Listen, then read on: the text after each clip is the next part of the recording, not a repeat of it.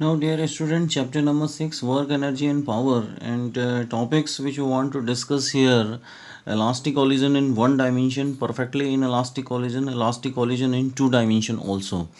So, one by one, we are discussing all the things here, and the simplest meaning of the elastic collision, it is a type of a collision which can be in the one dimension as well as in the two dimension. So, whenever it occurs, so there is a no possible loss of the kinetic energy. Even we are assuming that total energy remains constant during that collision, total momentum remains constant, and the forces those are involved inside this collision are conservative forces. So in the last we can say that there is a no conversion of the heat into work done. So these are the basic identifications of a elastic collision, and already we have discussed that there is a no kind of the collision which is the perfectly elastic in the medium, and always we are discussing with the concept of the semi elastic collisions. Okay, so here I am starting with the derivation. Now we are assuming that the two objects, those having their masses, this is the object A, it having its mass that m1 and we're moving with the velocity u1, and another one object that is called the object B, and it although having its own initial velocity that is called the u2 and having the mass m1. Now both the objects are striking to each other, and probably we are just assuming that the elastic collision or perfectly elastic collision, it is a elastic collision in the one dimension, or the head-on collision in which the two objects are striking to each other and they are just applying the mutual forces on. So this is the force on a due to the B is equal to minus force on a B due to the A. So during a small contact, they will apply the forces on each other, A and B, and then after they are moving in a same direction. If you're just assuming this one is a head-on collision, okay. So they have their velocities. This is the m1 and this is the m2, and they have the velocity that is v1 and the v2. For the collision, we are assuming that u1 should be greater than u2, and here we are just assuming that v2 greater than v1. Now we can apply the several basic rules to find out the velocity. So here we are just what actually want to do, we want to find out the velocity v1 and v2 in the part of the initial velocity, okay, with the special cases. So here I am just assuming by use of conservation of momentum.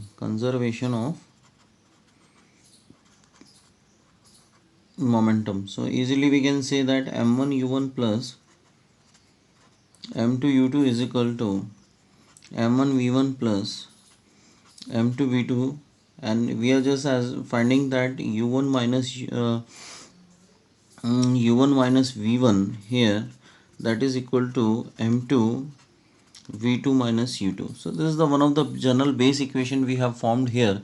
Now we wish to calculate the meaning of the kinetic energy, that we are using the concept of the conservation of kinetic energy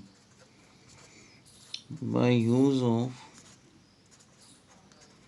conservation of kinetic energy. So we can easily write that m1 u1 square by 2 plus m1 v1 square by 2, that is equal to m2 this is the m2 u2 square, kinetic energy before collision and kinetic energy after the collision, half m2 v1 m1 v1 square plus m2 v2 square. So this is the general equation we have formed, and we are just making the little bit transformation and cancelling out the 2 and 2 and 2 in the each equation.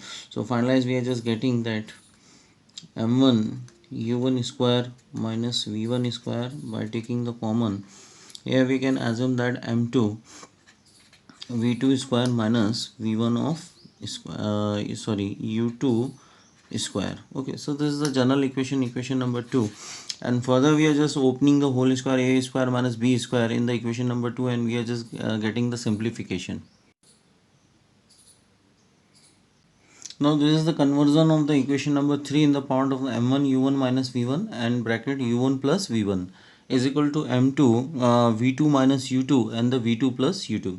Now we are just dividing the equation number 4 by the equation number 1, and that equation is we have made, that is m1 u1 minus ka v1 is to be divided by m2, that is also the v2 minus u2. So we are just getting the little bit cancellation of the terms here, m1 m1 u1 v1 and the v2 u2 m2 m2. Okay, so easily we can write that u1 plus v1 is equal to v2 plus of u2, and as I am just searching that v2 is equal to, so easily I can write that u1 minus u2 and plus of v1. Okay, so this is the general equation we have, and it is an important equation which makes the help to us. So here we are just getting one of the basic equation, that is equation number 5, and through which through this equation we can find out the velocities that v1 and v2. If I am just putting equation number 5 in the equation number that means 1, use equation 5 in equation of conservation of momentum, then what actually we are just getting, m1 u1 plus m2 u2, that is equal to m1 v1 and plus m2, and the part of the v2 we have, so we are just writing u1 minus ka u2, and the plus of v1 we have. So whole the equation will convert into the part of the v1. So easily we can find out the meaning of the v1 here.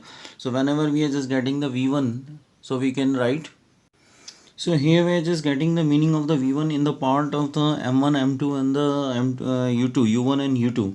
M1, M2, M1 minus M2 upon M1 plus M2 U1 and plus 2 M2 upon M1 plus M2 U2. It's the first value we have of the V1. Now we are just using the value of the V1 in the equation number 5. So easily we will get the meaning of the V2. Okay, so M2 minus M1 bracket U2 upon M1 plus M2 plus 2 M1 upon M1 plus M2 and the U1. So these are the two velocities will make the help to to develop the concept. As we have got we have assumed that the u2 is equal to 0 in the equation number 6 and 7. So finalize, we are just getting the meaning of the velocities, that v1 is equal to m1 minus m2 upon m1 plus m2 multiplied by the u1, and the v2 can be stated in the part of that 2 m1 u1 upon m1 plus m2. So by these equation we are just making the assumption, this is the equation number 8.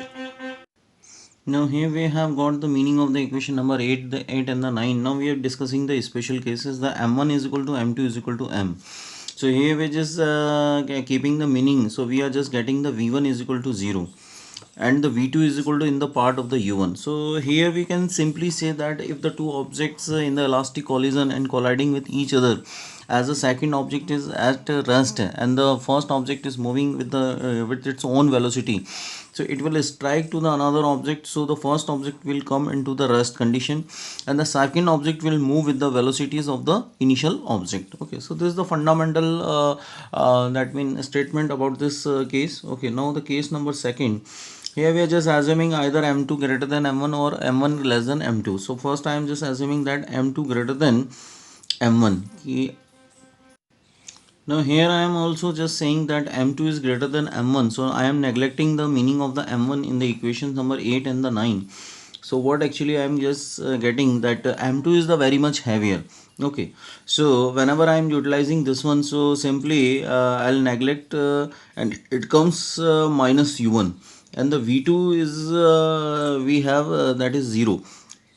So it's a simply case the whenever with the heavier wall a ball is striking, so after striking it moves in opposite direction with its own velocity. So this is a kind of the justification case we have. Now equation number third we have.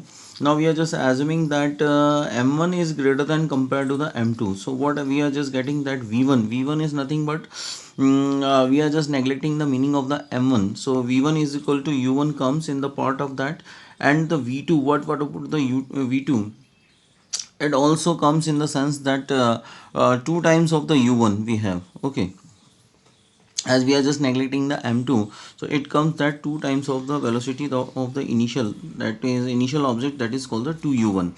So the first object is moving with own velocity, but the second object is moving with the velocity that 2 times of the initial velocity of the object a. Okay, so these are the basic fundamental cases we have on behalf of the elastic collisions, and we can also solve the several numerical on this concept. First, this is the second assumption we have, and this is the third assumption we have. Now we will discuss the perfectly inelastic collision in one dimension. Now the second collision, that is called the